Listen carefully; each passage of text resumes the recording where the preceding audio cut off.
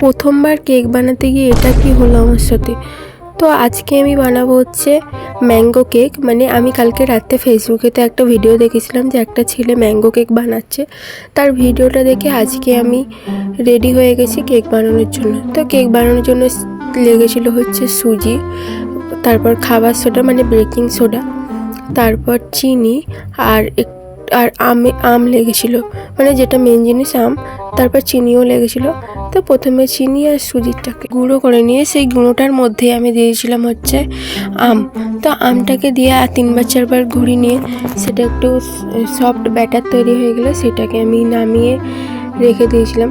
তো নামিয়ে রেখে দেওয়ার পর আমি একটুখানি বাটিতে রিফাইন তেল দিয়ে দিয়েছিলাম, ভালো করে বাটিটাতে মাখিয়ে নিয়েছিলাম। তারপর আমি সেই ব্যাটারটাতে একটু দুধ আর খাবার সোডা দিয়ে আবার একটু মিক্স করে নিয়ে আমি সেটা বাটিটাতে ঢেলে দিয়েছিলাম।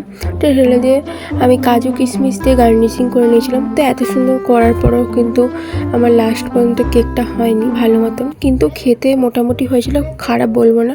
ম্যাঙ্গো ফ্লেভারটা ছিল, মানে যতটা খারাপ ভাবছে অতটা খারাপ হয়নি।